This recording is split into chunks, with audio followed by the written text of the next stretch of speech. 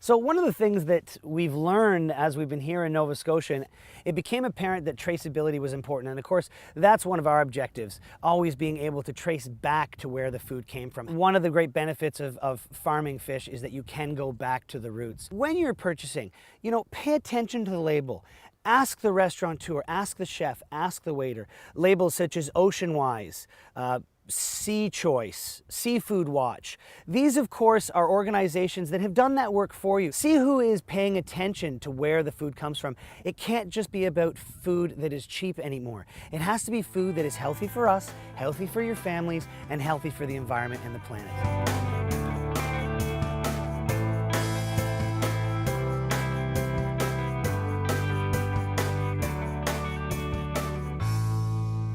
You've had an opportunity to taste the fish from the farm. They do a wonderful job over there. It's just excellent. He's a very good ambassador for our product. So what you're going to see is Canada's largest land-based farming operation. I've been in the business now of growing fish since 1973. I've always thought that we've got to eventually move out of the hunting for fish into the actual culture of fish. And I thought this was an emerging science and there's a lot to be learned and maybe I can make a difference. The hunters are getting better at hunting. They have better equipment, better nets, the GPS, satellites to look at fish. The fish can't compete anymore against the fishermen, so they're losing the battle. That's why the fisheries are depleting.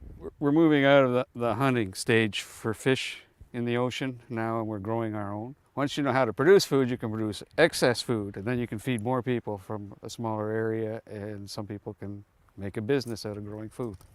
We have a huge filter. We're taking the water from as far out as 700 feet through that filter, bringing it up the other side to our wells, and our product is given fresh seawater all the time that is parasite-free, disease-free.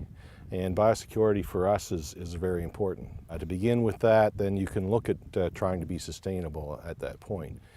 If we're going to be trying to create a sustainable product, then the fish feed has to be sustainable too. And they have to select fish that are on the sustainable list in the ocean. Mm-hmm. All our halibut come out of a disease-free facility, and they actually stay on land. And because they're never exposed to the wild, we actually don't have any halibut diseases. In fact, we don't use any therapeutics, and in fact, we don't even vaccinate for diseases because the fish are never exposed to the pathogens that are out in the wild. Because our water comes in so pure, it's like gin, clear. Okay. There is no bacteria, as Paul said, no disease or pathogens coming through. We don't have to use antibiotics here. The fish are healthy. The water, there's nothing for them to get sick on. Great. If you just go to the beach and grab it, there's no traceability. And in this country, traceability, as you know as a chef, is absolutely paramount. And with our farming practices, we can tell you every little thing that happened to that piece of supper all the way through from an egg. We're trying to make the connection to the food to the plate. Well, there's also a connection from the food to the farmers. And, we're not fishers, we are farmers. From our point of view, we can grow the prime whitefish in North America, Atlantic halibut, in our opinion, sustainably from our own brood stock, etc., with quality feeds. We can defy anyone to not taste a lovely fish at the end of it when we're through. So.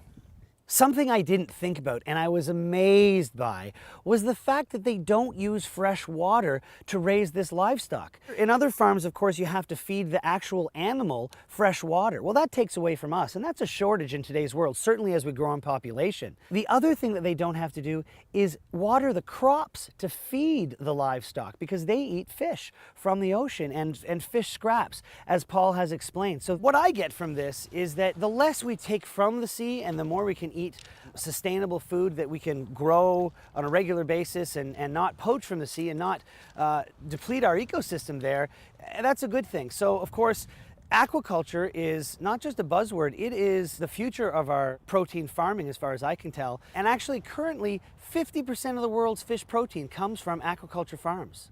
I certainly didn't get into biology to get rich. Biologists don't get rich. Entrepreneurs get rich. Remember, making more informed decisions about what you eat can lead you to a better life, a healthier body, and healthier planet. Join me next time when we go to Tillsonburg, Ontario to YU Ranch. It's a cattle farm that not only feeds their cattle wild grass, but wild flowers. Thanks a lot.